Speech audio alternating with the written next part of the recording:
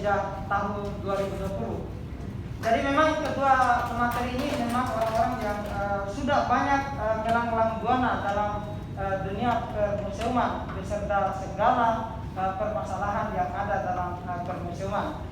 Baik, untuk mengefisiensikan waktu, kami undang pemateri pertama, yaitu Ibunda Profesor Dr. Andi Kesuma, MPD. Pada Ibunda kami persilakan. Terima kasih moderator. Assalamualaikum warahmatullahi wabarakatuh. Salam sejahtera, salam sehat untuk kita semua.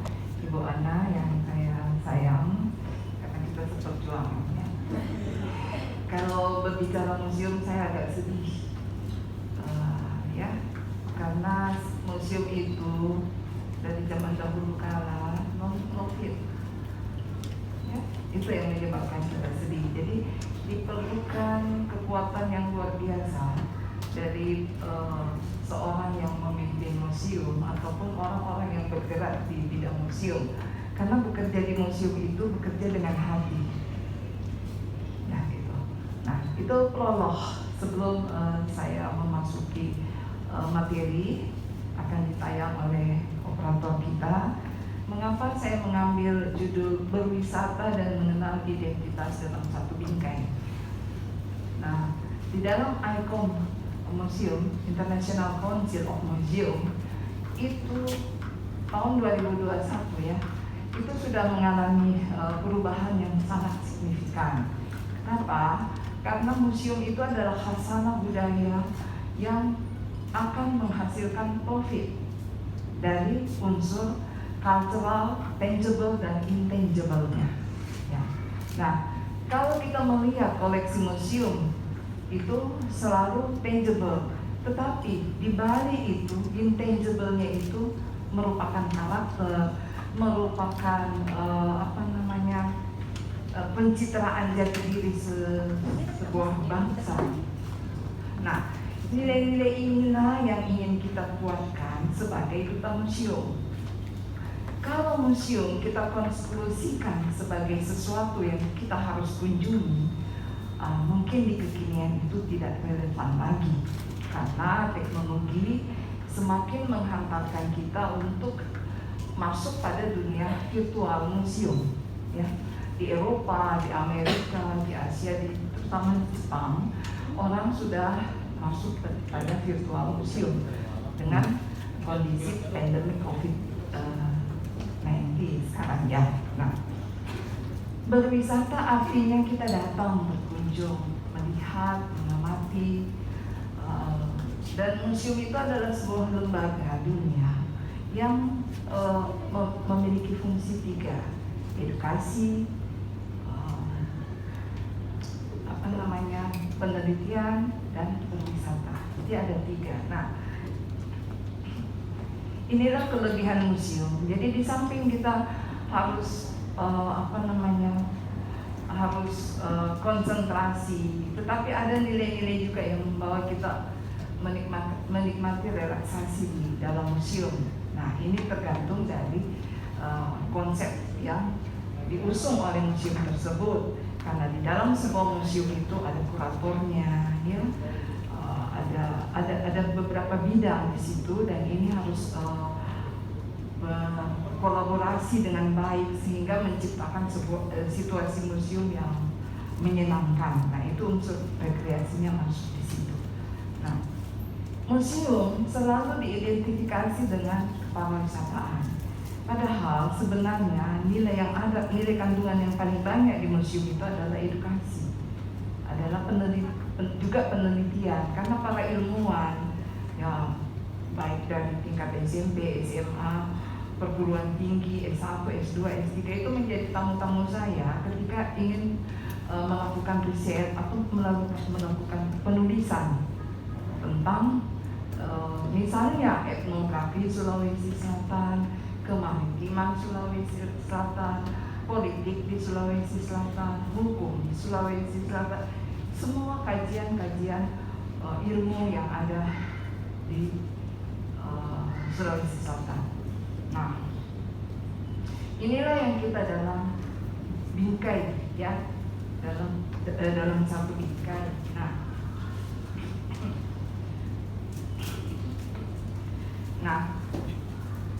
Latar belakangnya apa? Karena saya melihat sekarang generasi muda kita semakin rapuh.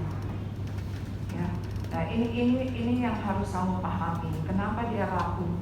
Karena dia tidak mau mengenal leluhurnya, tidak mau mengenal nenek moyangnya, tidak mau mengenal indigenous lokal para pendahulunya. Ya. Sekarang kita agung-agungkan tentang binisi, itu bukan temuan kamu, itu sebuah teknologi, itu temuan para leluhur kita. Kita diberi labeling yang mendunia bahwa orang Sulawesi Selatan itu adalah pelaut pulau yang sudah menguasai navigasi, teknologi perkapalan, teknologi kompas, dan lain sebagainya. Itu satu. Yang kedua, ketika dia melakukan perpindahan atau mobilitas sosial, dia mengusung apa? Perdagangan. Jadi ketika kebudayaan berdagang masuk oleh bangsa-bangsa barat pada abad ke-15 dengan Gospel Glory, orang Sulawesi Selatan sudah bisa menangkap peluang itu. Kenapa? Karena dia mampu berkomunikasi. Bukti sejarahnya, kenapa ada Museum Karang Patingalorong? Karena beliau adalah salah satu tokoh kunci tentang ilmu pengetahuan yang ada di Sulawesi Selatan.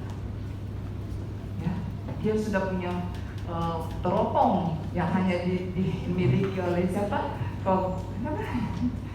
Ya, itu luar biasa. Nah, dia sudah menguasai ilmu matematika, dia sudah menguasai semua bahasa dunia.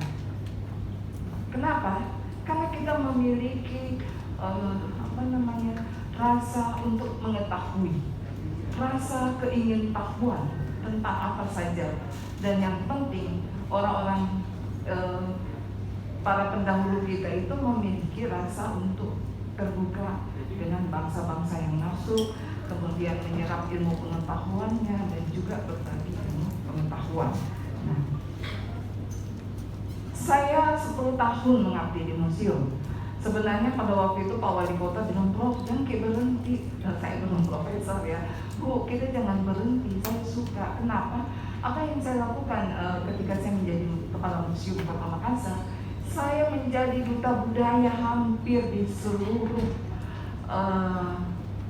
negara yang memiliki hubungan emosional dengan Sulawesi Selatan. Saya buka jaringan dengan Afrika Selatan, Belanda, Singapura, Malaysia, Thailand, Afrika Selatan. Kekuatan apa yang saya bawa? Kekuatan museum, karena museum adalah lembaga internasional yang bisa mengakses apa saja. Worldview orang mengatakan bahwa museum itu lembaga yang tidak menghasilkan uang, betul kan? Tetapi spirit itu saya balik, bahwa museum bisa menjalin kerjasama dengan dunia luar dan bisa menghasilkan uang. Karena sebelum delegasi ekonomi masuk, delegasi perdagangan masuk, misi daripada museum di depan, karena dia misi budaya. Nah, sebagai calon-calon duta budaya, itu yang harus kamu miliki. Jadi bukan hanya penampilan, bukan kecantikan dan kegagahan, tetapi yang perlu adalah inner beauty kamu dan kecerdasan emosional yang ada dalam kamu. Nah, sekarang apa yang kamu harus lakukan dengan kondisi keterbatasan ini? Kamu tidak bisa berkunjung ke museum karena faktor pandemi COVID. Tetapi sekarang di mana-mana orang menikmati museum dengan virtual. Kamu bisa masuk ke museum-museum Belanda untuk melihat Indonesia. Ya, etnografi Indonesia itu banyak di museum Belanda dan museum Inggris, juga Jepang. Kalau masa pra-kemerdekaan itu kamu bisa lihat di museum-museum yang ada di Jepang.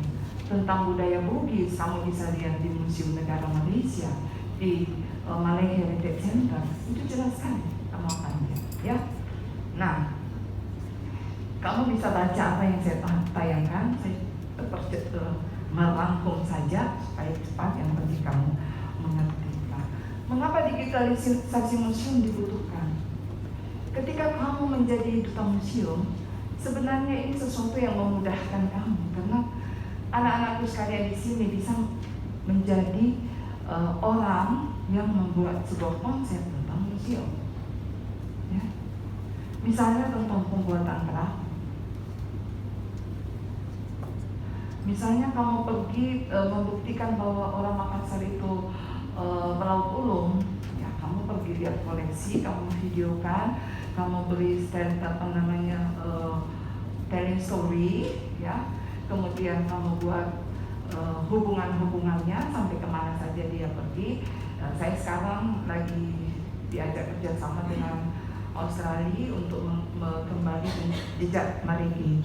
Nah ini saya simpan siur karena beberapa dokumen dulu yang saya diberikan oleh Mr. Split waktu saya jadi kepala museum kota itu saya tidak lihat jejaknya lagi, jadi menyulitkan ya. Saya harus bekerja ulang. Nah, ini yang kamu bisa cermati sekarang. Nah, peran kamu di sini sangat penting karena mengkomunikasikan kebudayaan Sulawesi Selatan, baik yang tangible maupun yang intangible. Tangible itu kan benda. Nah, kebetulan saya ketua perumus pokok-pokok pikiran kebudayaan daerah Sulawesi Selatan. Itu sudah ada. Kamu tinggal menghubungi kabupaten kota, melihat dia punya blueprint apa yang diinginkan di situ, dan alhamdulillah mulai tahun 2017 kita sudah bersaing dengan Yogyakarta tentang berapa banyak temuan intangible, ya. Jadi intangible itu seperti apa? Seperti hukum pelayaran amanah-dakwah. Nah, kalau kamu pergi ke Malay Heritage Center, apa yang kamu diperlihatkan di sana adalah pertama, perahu padiwakam dan hukum-hukum internasional yang mengatakan bahwa pelaut itu memiliki wilayah demokratis yang tidak terbatas, di mana laut itu adalah wilayah, di mana laut itu adalah kebebasan mereka, dan itu dirumuskan oleh orang Sulawesi Selatan yang bernama Amanegamba. Ini satu. Jadi ini intangible, tetapi Malay Heritage Center mampu mentangiblekan dengan membuat sebuah konsep museum bahwa tidak akan ada Singapura yang besar dengan dunia perdagangannya dari zaman abad ke-15 sampai sekarang ini kalau tidak datang tongkang dari Tiongkok dan datang perahu-perahu dari Bugis Makassar. Ini bagaimana intangible menjadi sebuah hal yang tangible. Itu museum punya urusan. Nah, kemudian yang kedua yang diperjuangkan. Satu kasus, saya diberi amanah oleh pemerintah Kalimantan Timur untuk mengusung Sultan Haji Muhammad Idris menjadi pahlawan nasional. Masalahnya, beliau tidak berjuang di Kalimantan, tetapi berjuang di Selat Makassar ketika membantu perang Goa. Nah, orang bertanya, kenapa di dalam sejarah Goa tidak ada nama beliau? Karena memang sifatnya sejarah itu sangat politis.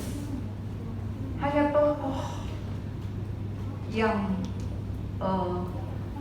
tokoh sentralnya saja yang masuk dalam catatan. Jadi saya bilang, ketika saya diuji kemampuan sejarah ya di Kalimantan di Samarinda dengan beberapa sejarawan, saya bilang sebenarnya kami orang Sulawesi Selatan merasa risih, merasa sedih ketika 31 tahun yang lalu Lamadugalan sudah diusung menjadi pahlawan nasional, sementara Sultan Haji Muhammad Idris sampai detik ini belum mendapat gelar pahlawan nasional. Ini kekuatan museum, ya, kekuatan museum ini.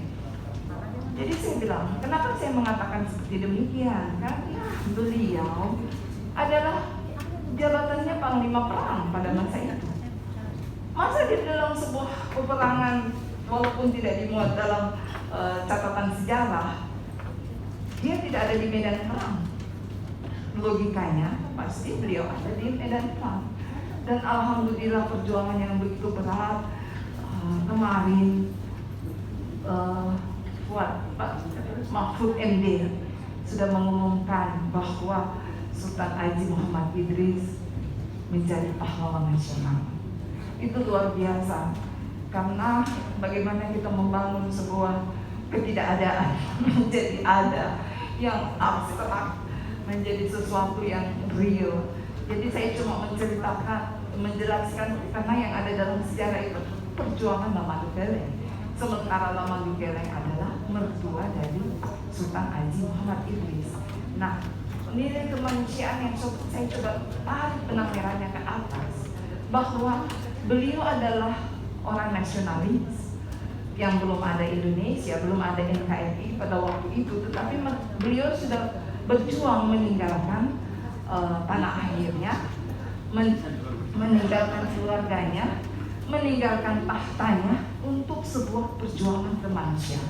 Nah, kandungan-kandungan inilah yang harus kamu penuhi, yang kamu harus miliki sebagai duta museum. Bagaimana mencerahkan masyarakat, nilai kejuangan, nilai intelektual, nilai ilmu pengetahuan yang sebenarnya sangat kita miliki. Nah, waktu museum kota baru didirikan, ada cerita lucu. Jadi sebenarnya yang unik juga sih, ketika museum dikatakan non-profit, tetapi yang mendaftar Iguana sebagai calon kepala museum itu ada 9 orang. Itu ada mantan bupati 2, mantan wali kota 1, budayawan ada berapa orang. Jadi waktu itu kebetulan Prof. Darmawan, ya, dosen saya, mengatakan, "Ima, kamu maju." Tapi saya ogah-ogahan ya, jadi saya cuma kasih masuk berkas.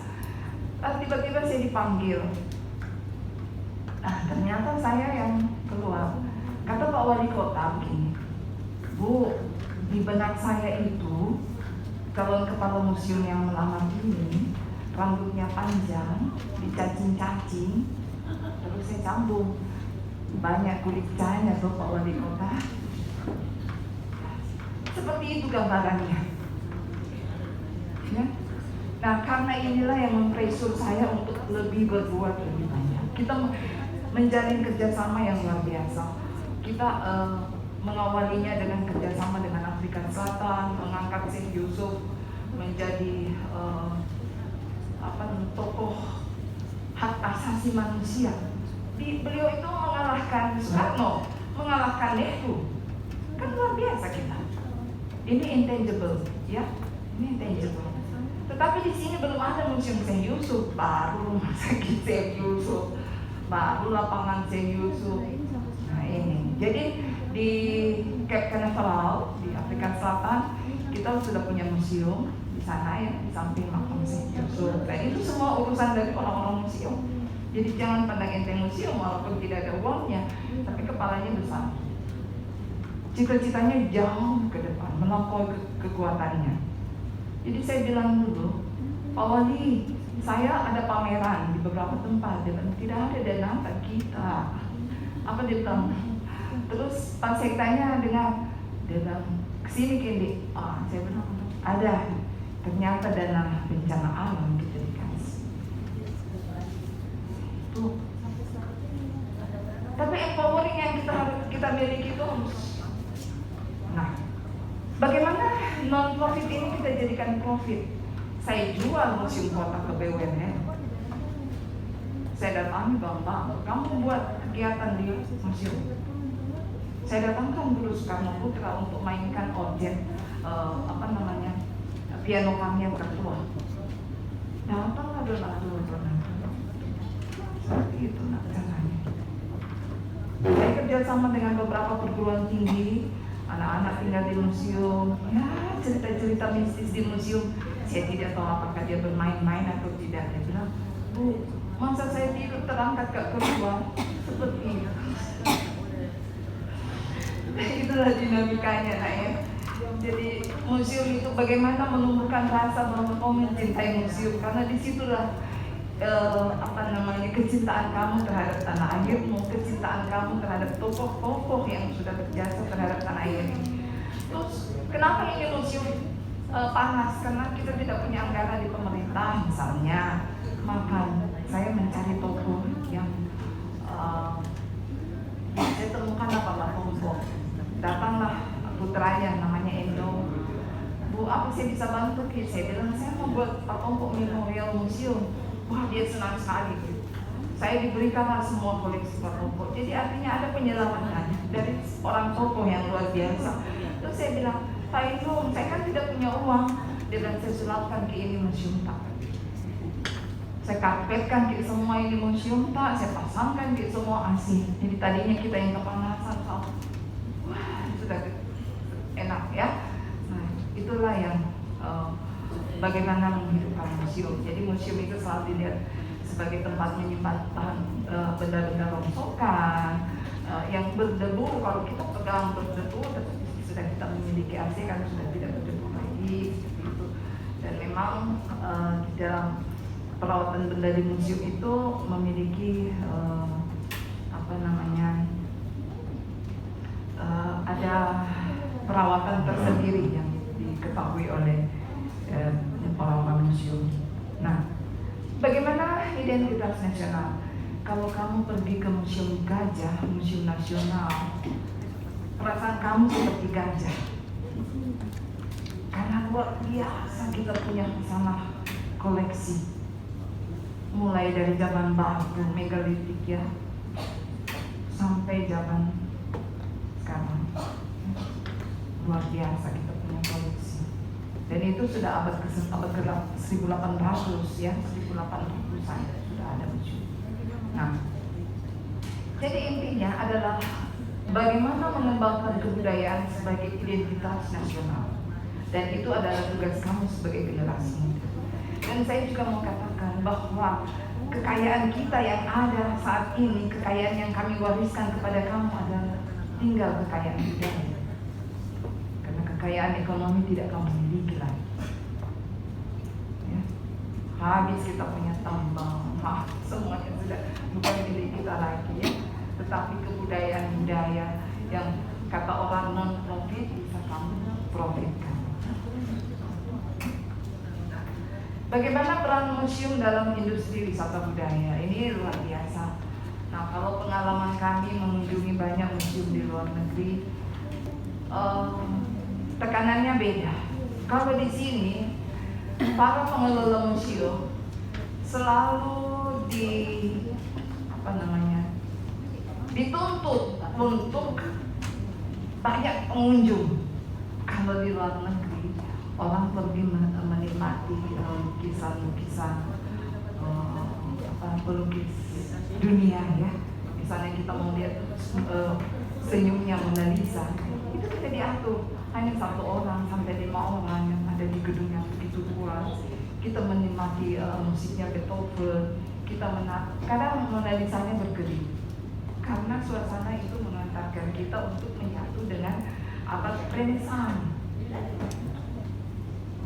Kalau di sini kan kita berpegang-pegang, dulu, jadi feel-nya tidak nangkap,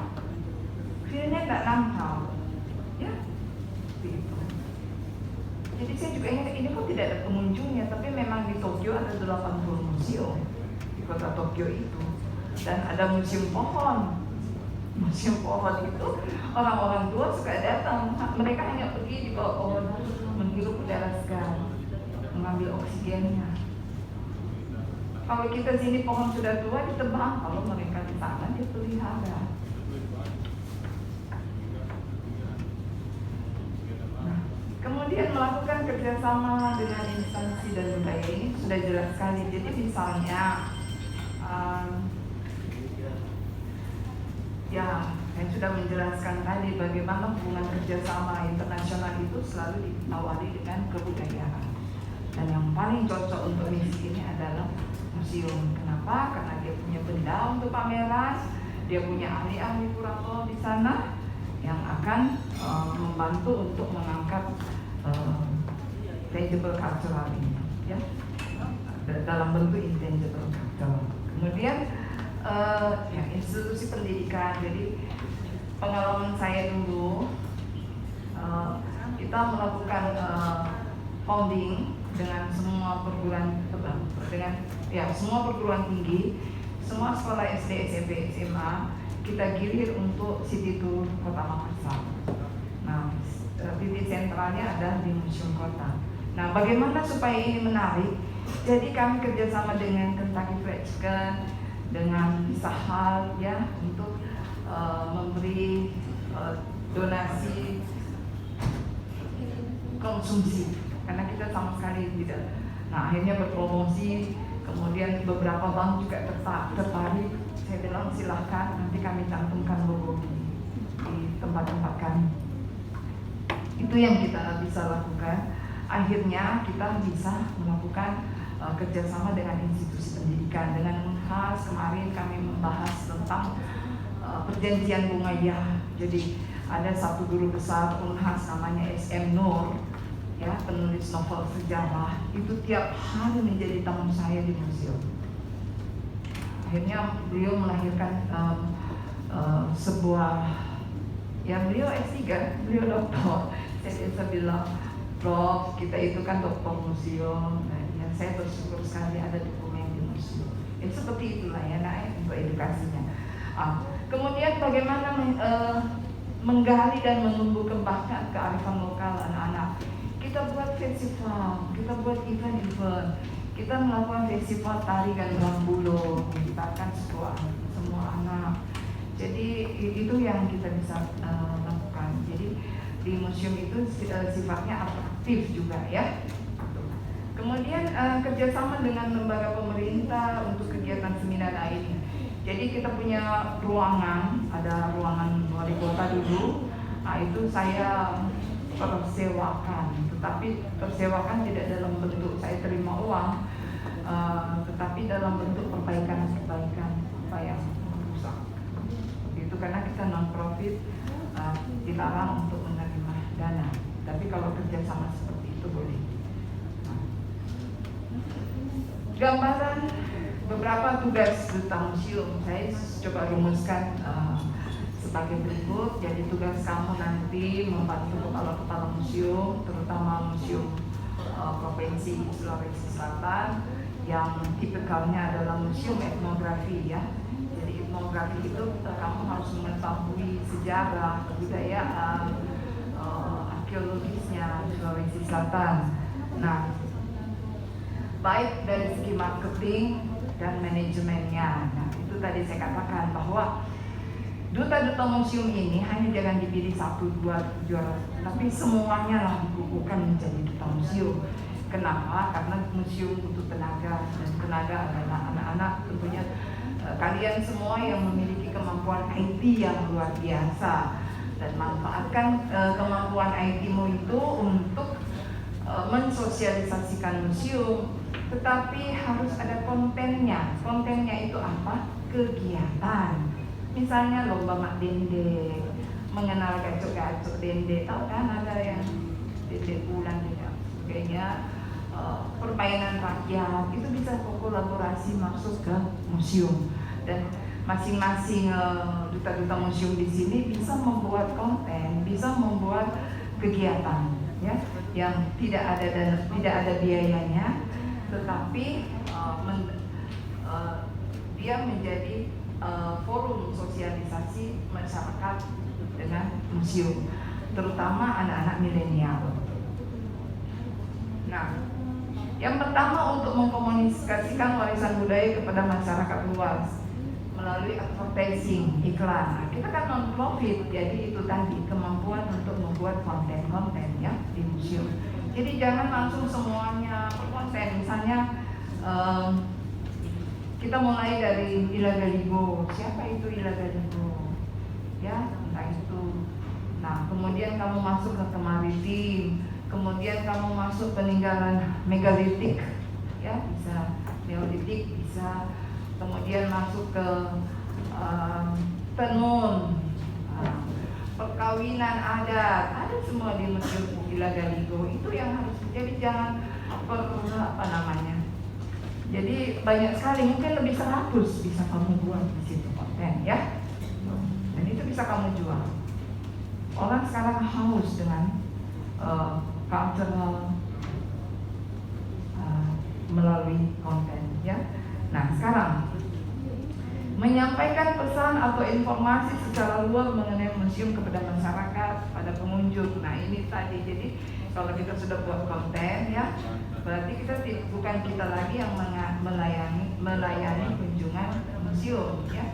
Jadi kita membantu pengelola museum untuk mensosialisasikan, untuk memprofitkan museum itu sendiri, mampu memberikan gambaran menarik dan citra museum yang positif kepada pengunjung dan masyarakat luas. Jadi dibutuhkan kemampuan kamu untuk mencari dokumen, untuk mencari referensi, untuk penguatan ketika kamu mengangkat sesuatu.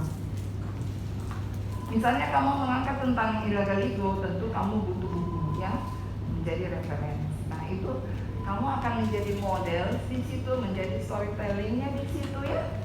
Kamu pakailah baju bodo yang cantik-cantik perempuan, yang laki-laki pakai baju adat juga, kemudian menceritakan, kemudian mengambil gambar seperti itu. Kalau bisa sharing lokasi di mana asal muasal cerita ini, gitu. Ya, seperti juga penemuan benda-benda misalnya keramik, gerabah.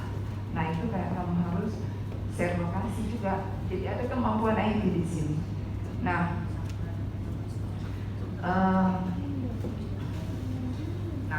bagaimana menjadi duta museum di era milenial ini? Jadi kita menciptakan tren kunjungan ke museum. Inilah yang saya mau gagas kepada kamu semua. Bagaimana kamu mengeksplor museum dan bisa menjadi objek traveling, ya, menjadi salah satu destinasi wisata untuk melengkapi semua budaya sejarah yang ada di Sulawesi Selatan, ya, itulah museum. Dan tentu itu tadi yang saya katakan, gunakan sosial media, ya, itu. Jadi sejarahnya misalnya kamu bercerita tentang Sultan Hasanuddin, jadi kamu ambil di mana dia lahir, di mana dia berjuang, tentu kamu pergi ke Benteng Somo-Ogo memperlihatkan seperti itu. Ambil datanya, apa isi perjanjian Bungaya, ada di museum kota, seperti itu, nah ya. Kemudian duta museum harus memahami psikologi milenial, bahkan generasi alfa.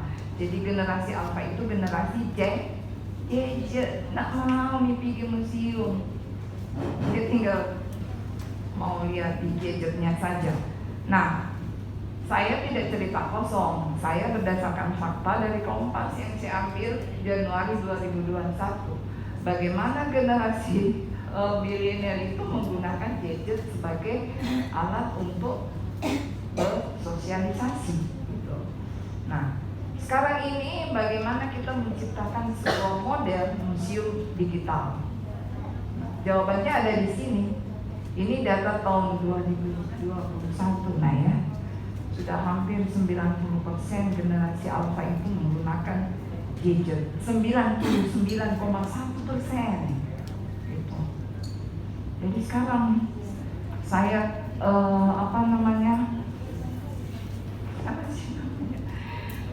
saya tantang kamu, ya, untuk itu. Nah, lihat teknologi digitalnya, sistem menghitung sangat cepat. Nah, ini digital proses alimedia itu kamu harus mampu itu bagaimana museum digital itu bisa memenuhi informasi kebutuhan. Nah, jadi dari kamu semua ini peserta, ketika selesai pemilihan duta museum, kamu harusnya buat sebuah apa sih namanya?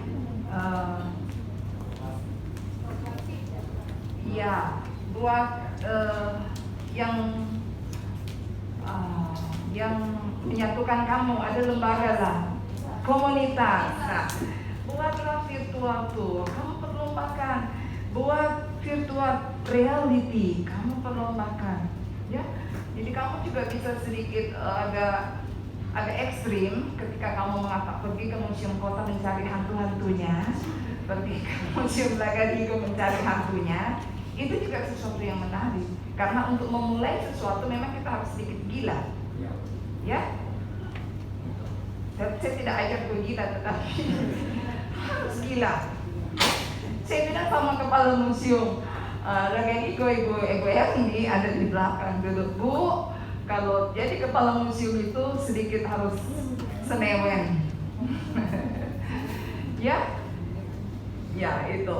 Dan bagaimana media digitalisasi interaktif? Coba kamu buat komik digital. Jadi kamu mencetak bagaimana percintaannya misalnya Sawery Gading dengan Wei Chudai dalam bentuk karikatur, ya. Kamu bisa memberi penjelasan. Betul tidak ini Sawery Gading dari Cina? Kamu logikkan di situ dalam bentuk digital bahwa oh dulu yang namanya Cina itu antara Timoran dengan Pamana itu namanya Cina. Bagaimana juga bisa melakukan pelayaran yang 1 hari 1 malam kalau mau ke negeri Cina. Sebagai generasi muda kamu ditantang untuk berpikir logik, ya. Jadi semua itu harus kamu logika. Nah, seharusnya di setiap museum itu ada touchscreen. Kami dulu punya. Jadi touchscreen itu adalah bagaimana mengenal konten apa yang ada di dalam museum, ya. Jadi tidak semuanya orang kan tidak semua punya keinginan untuk mengetahui. Mereka secara parsial tentunya. Misalnya mereka mau mengetahui tentang maritim, jenis maritim. Di maritim itu ada cara pembuatan kapal, sampai di mana orang Sulawesi Selatan berlayar, kenapa orang Makassar sudah sampai di Marege, penemuan kuno Australia, seperti itu. Itu ada storytellingnya. Nah kalau ini yang kamu kerjakan, ini luar biasa. Komunitas ini luar biasa. Dan saya bersyukur anak-anak mantan duta museum, kebetulan saya juga menjadi pemateri di masa-masa yang lalu, itu sudah menjadi anak-anak hebat. Dia kerja di bank, menjadi LO, menjadi IO, ya itu luar biasa. Karena memang di sini dibutuhkan kreativitas. Nah, kecakapan museum menjadikan museum virtual sebagai wahana pendidikan generasi muda. Sekarang orang tidak buka buku lagi, tidak pergi ke perpustakaan lagi. Dia selalu tanya mbah Google-nya. Nah, dia cari ke YouTube. Nah, kenapa kamu tidak mengisi semua itu? Ya. Nah, sekarang memberi kontribusi bagi proses pembelajaran dengan media museum bagi kemajuan kebudayaan yang dapat melahirkan karakter. Jadi intinya di sini bagaimana kita melahirkan karakter keindonesiaan. Orang Indonesia itu berani. Eja Tompina doang mah. Kamu tanya apa sih bilang Eja Tompina doang? Dia berani dulu. Biar dia mati dia tidak pikir. Keberaniannya itu yang luar biasa. Nah, sikap perilaku keindonesiaan dengan nilai moral, kearifan lokal melalui visualisasi. Sekarang Sulawesi Selatan banyak diburu oleh peneliti karena memiliki kearifan lokal yang paling lengkap. Mau cari politik, hukum, pemerintahan, budaya, seni, ekonomi, semuanya ada di sini. Orang sekarang belajar kewirausahaan sama orang-orang Sulawesi Selatan. Nah, kemudian kamu membuat ini yang saya bilang tadi ya, video konten. Nah, sekarang kami di MKEB, Merdeka Belajar ya, itu dari Kementerian Pendidikan melalui Direktorat Kebudayaan ada program untuk membuat konten. Itu 98 juta per satu kali. Ya. Jadi saya yang tidak terlalu bagus IT dikalahkan oleh murid-murid saya yang menguasai IT, walaupun saya harus menjadi narasumbernya. Nah, itu. Jadi sekarang itu kamu harus ya. Baik, terima kasih. Mudah-mudahan ini menjadi nilai tambah bagi kamu. Selamat berlomba dan saya menantikan pertanyaan-pertanyaan yang kita bisa sharing. Sekian dan terima kasih. Wassalamualaikum warahmatullahi wabarakatuh.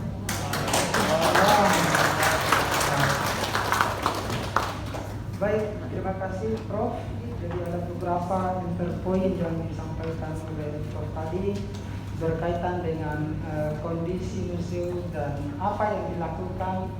Karena banyak yang bisa dieksplor di museum itu sendiri, dan tentu dengan adanya agenda pemilihan duta museum ini dibutuhkan peran-peran generasi milenial yang mampu menangkap dan membaca apa yang menjadi kebutuhan masyarakat era post-Arab itu sendiri. Kalau seperti Prof ini kan generasi yang lahir baru-baru pasca kolonial, jadi wajar saja misalnya ada banyak yang mungkin agak gagap dalam hal dunia teknologi, terutama perkembangan teknologi yang cukup canggih sekarang.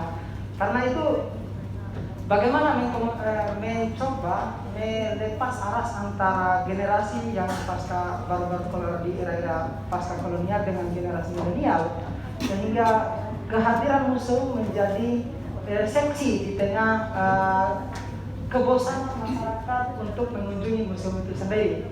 Karena itu inilah menjadi yang poin.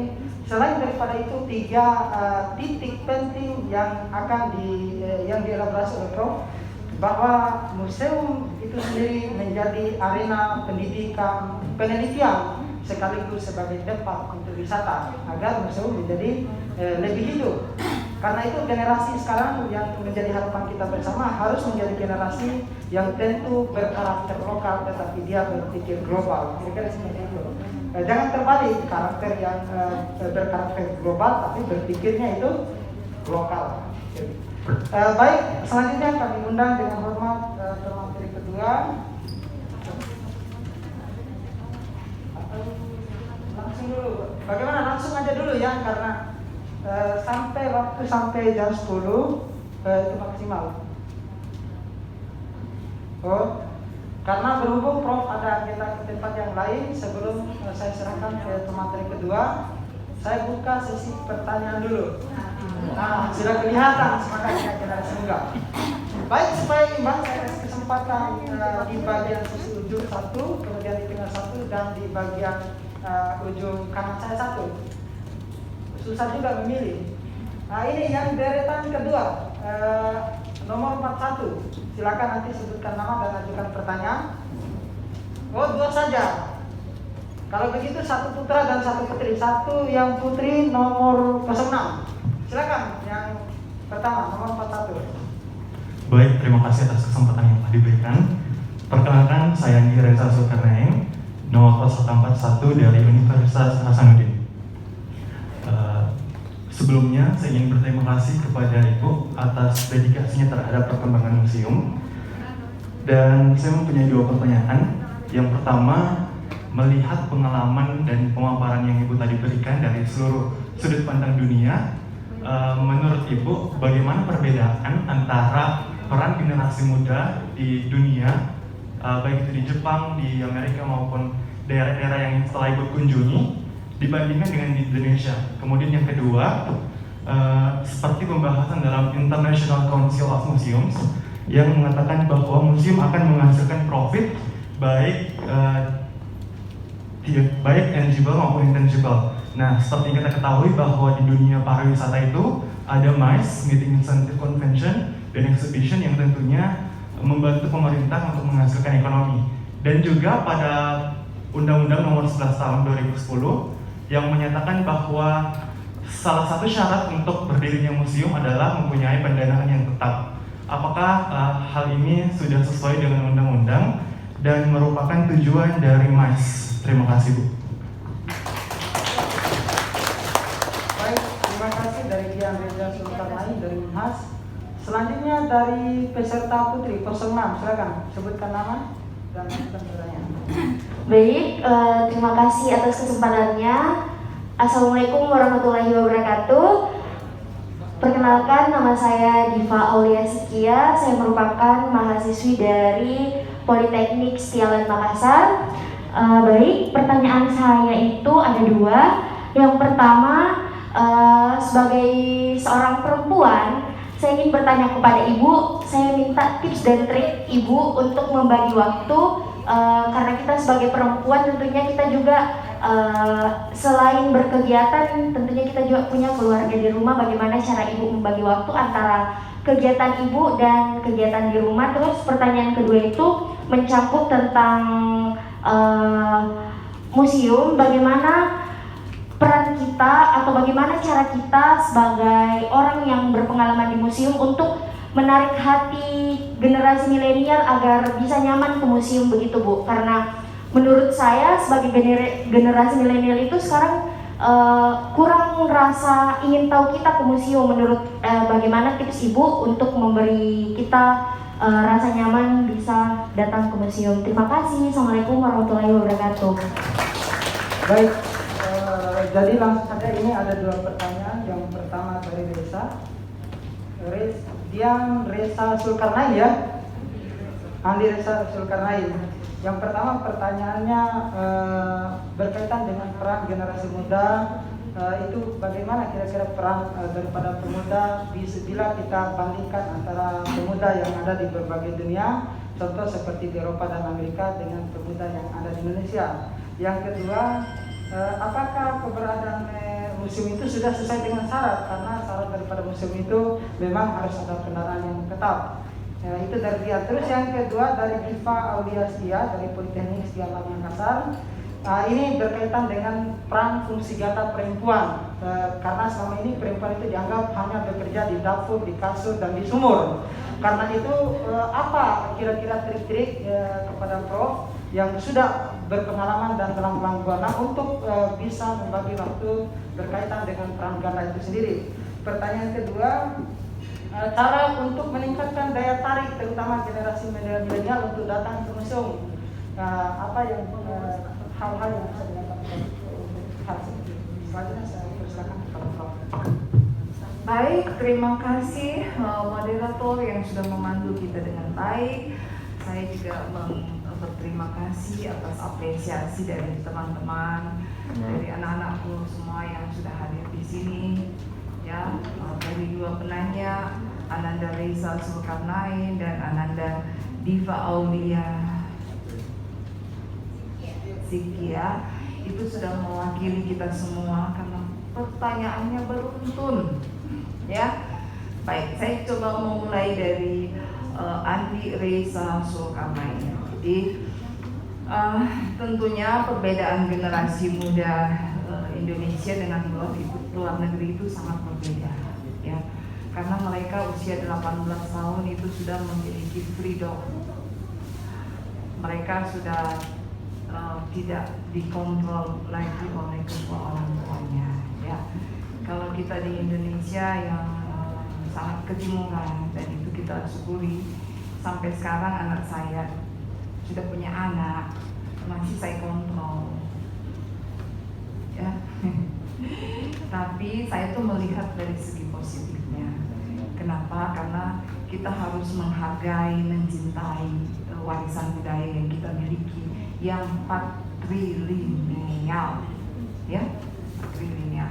Nah, kenapa? Ini sebenarnya tentu ada sisi negatif dan positifnya, ya. Kadang ya anak saya sudah program doktor sekarang, saya tanya, kan kenapa kamu tidak belajar? Dia bilang, mama capek seperti anak SD. Padahal dia belajar kan, saya kira dia main game. Dulu dia penggemar game, oh ternyata dia baca-baca jurnal. Itu orang tua harus hati-hati ya, jangan selalu negatif thinking. Jadi kadang saya kepo, suka ini main game, apa sih namanya, power, apa, mobil power, mobil agent ya, saya tidak tahu nggak ya. Tapi kalau saya datang dia pindah lagi, dia baca jurnal. Jadi itulah kelebihannya patrilineal, ya, pola pewarisan nilai yang ada pada kita, bahwa fungsi orang tua itu tidak bisa ya, orang tua sangat dibutuhkan, dia fungsi kontrol luar biasa. Jadi alhamdulillah, saya sebenarnya pikir saya sudah merdeka, ternyata saya masih nggak mau cucu, masih nggak mau anak kecil, ya. Tapi itu ya itu saya pikir ini budaya Indonesia, ini budaya Sulawesi Selatan yang harus seperti ini, ya. Kemudian secara gambaran umum, tentunya, jadi saya mau cerita tentang Jepang ya, nah ya. Sebelum pandemi kami kan ke sana, saya melihat betul-betul waktu itu digunakan dengan tepat. Jadi apa sih namanya, kereta api itu ya, Saya bilang kenapa tidak ada sopirnya ini? Karena dia dikendalikan secara digital, ya. Dan kita terlambat 1 detik saja, kita sudah dilewat. Dia berjalan aja terus. Saya melihat pemuda Jepang seperti itu. Nah, apa titik balik dari itu? Saya melihat mereka sudah seperti robot. Nah, kalau kamu baca di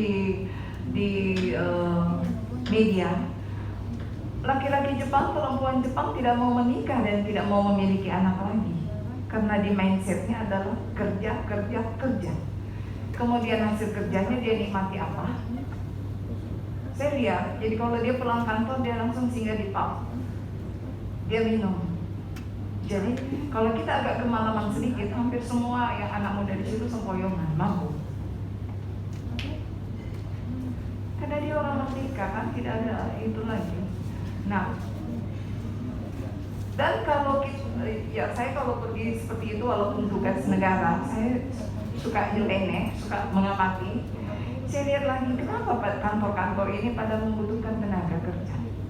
Karena di sana tidak ada tenaga kerja lagi, karena tidak ada orang melahirkan. Sejak generasi saya ya, tidak ada yang mau melahirkan lagi. Mereka kekurangan tenaga kerja.